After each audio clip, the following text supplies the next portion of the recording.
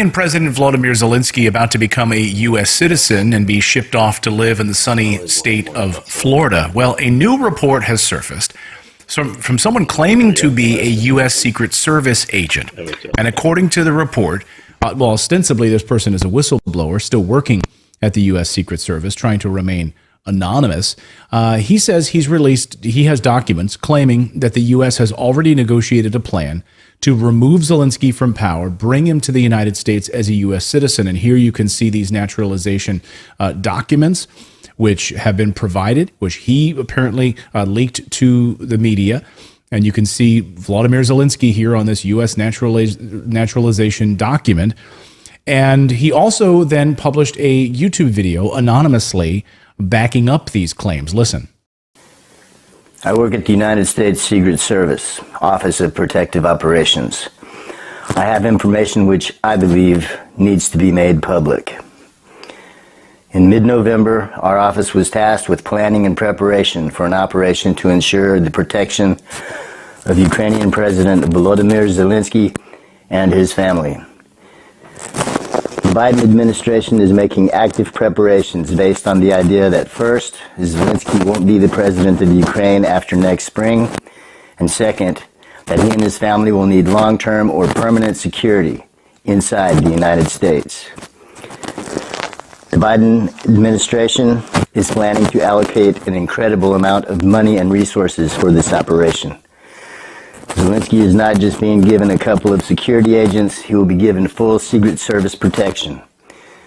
The service has to provide him with a house, security, transport, and even a personal servant. So is there any truth to these claims? Well, Larry Johnson is a former CIA agent, and he was the very first person, by the way, to report that Zelensky soon would be removed from power. He was the first person ringing the alarm bell saying Zelensky is in trouble. And this was months ago. And now we have this report. So we thought, who better to ask than Larry himself? Larry, welcome back to the show. Good to see you. Hi, Clayton. So what do you make of this report? Of course, you were out there at the very beginning of this saying that your intelligence sources were saying that Zelensky was in trouble. Now we have this naturalization documents. What do you make, first of all, of the documents? Well, the documents appear legit. Now, in this day and age with all the computerized information, it's easy to fabricate and replicate legitimate documents. So the one thing I do notice on it, he has not signed it. So this is not necessarily a done deal. I was struck by the fact that when you read it, it was supposedly issued out of Tampa, Florida, which is on the west coast of Florida, but he's listing his residence as Vero Beach. And Vero is on the east coast of Florida. It's exactly from Tampa, it's about a 3.5-hour drive. I know because I've made it a couple of times. So I don't know why they wouldn't have gone down. You know, if you're in Vero Beach, it's easier to go to either Jacksonville or West Palm or Miami. So it's just sort of odd. You know, it's odd that they'd choose Tampa as sort of the Homeland Security destination. And do we think that this is something that he did? Like any other American would roll down to a local bureaucratic office and like go into the post office or the DMV? Someone did this on his behalf, clearly, right? Yeah. Yeah, no. So I'm sure in the discussions, we got various visits, whether it's with Bill Burns, the CIA director, or Lloyd Austin, or Anthony Blinken. At some point in one of those conversations, I'm sure that Zelensky has asked for a guarantee. He wants something more than just a promise that the United States will have his back, because I think he's got at least enough understanding of history to recognize how many times the United States has allied itself with people and then betrayed them. And just ask Saddam Hussein. We can show pictures of him with Don Rumsfeld glad-handing in tuxedos. And next thing you know, Rumsfeld is having him rounded up and hung. So, you know, I think Zelensky wants more than just a pat on the back and an assurance, we'll take care of you when the time comes. I think, you know, so that very well could be that that's what triggered this particular thing. But Zelensky's in, you know, the trouble he's facing right now is that he's up against General Zaluzny And when it comes to the possibility of a power struggle, I always bet on the guns. Zaluzhny's got the guns. Zelensky doesn't.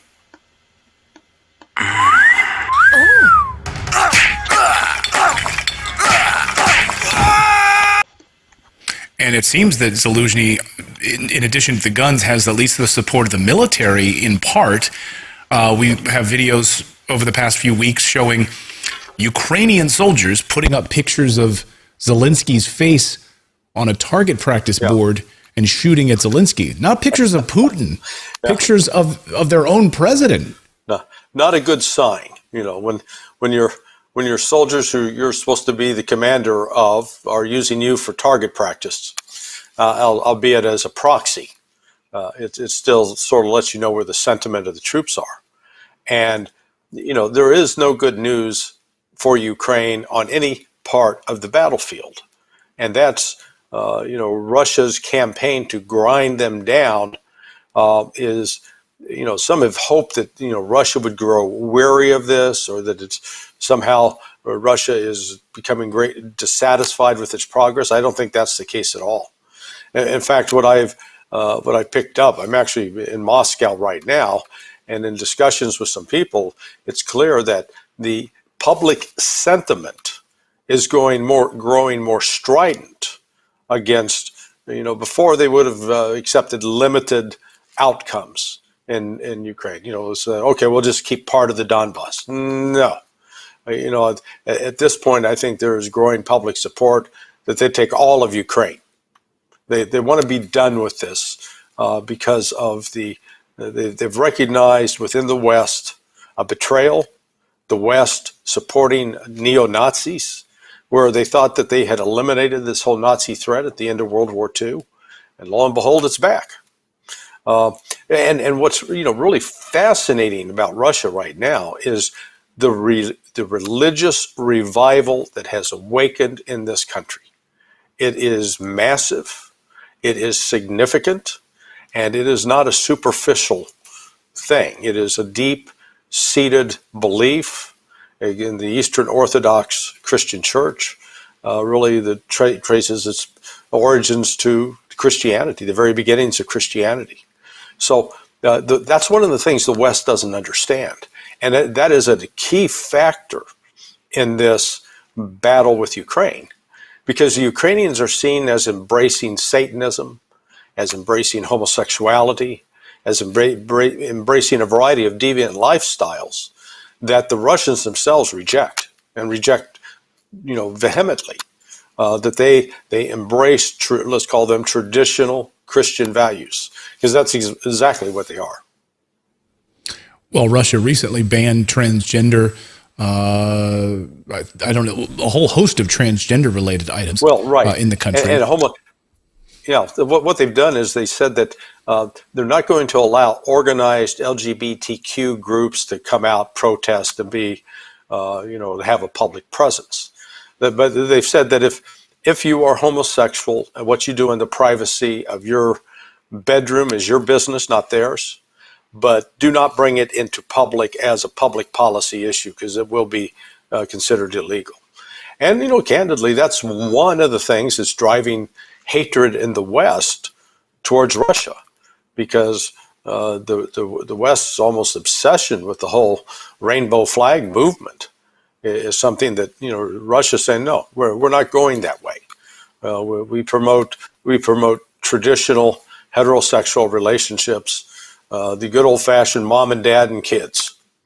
That's where they are. And the West really makes a mistake if they fail to understand and appreciate that that's what's happening right now in Russia.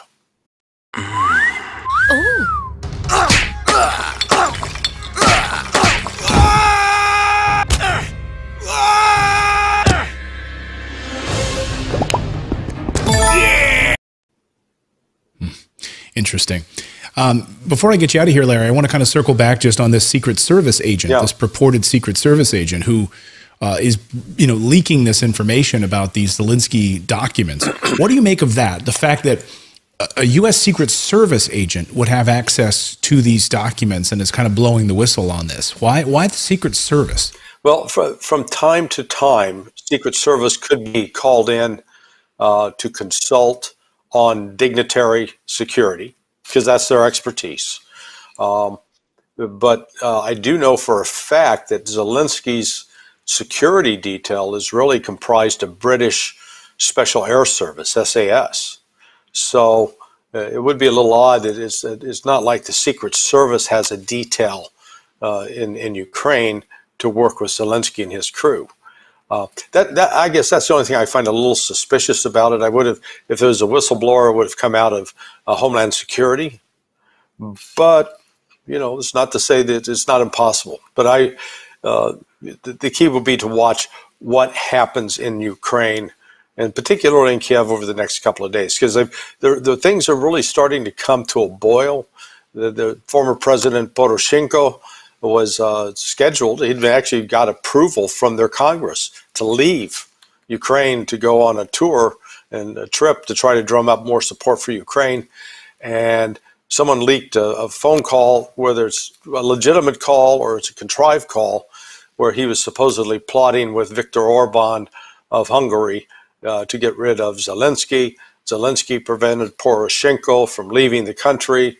He created a bit of an uproar there. So, with each passing day, Zelensky imposes the kinds of controls on people in Ukraine that we used to associate with the old Soviet Union.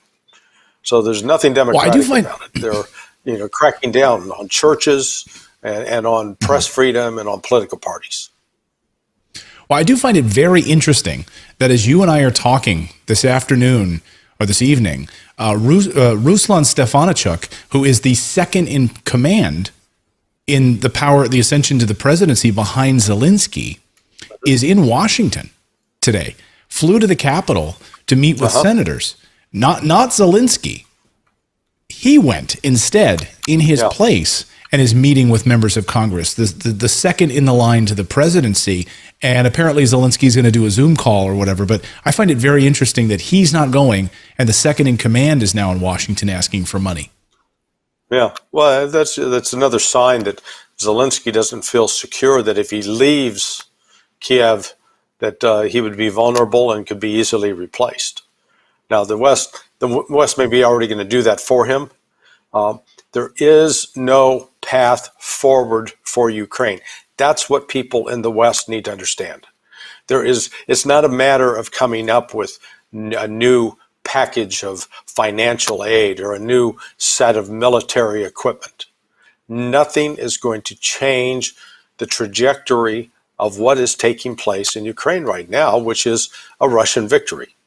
And Russia has not been, despite the weather, despite the pretty inclement weather with snow and ice, the Russians continue to advance. And the Ukrainians are being forced to cede territory each passing day. Interesting. Larry, we always appreciate your insights. Thank you so much for this. We just want to get your take on these naturalization documents. And is Zelensky going to be living out his days in Vero Beach, Florida in a $20 million mansion? We'll see. I guess the next few days, next few weeks are going to be very, very interesting. Larry, thanks so much for your insight on this. As always, great to see you. Thanks, Clayton. Thank you. Thank you so much for watching this segment here at Redacted. We are live every day at 4 p.m. Eastern.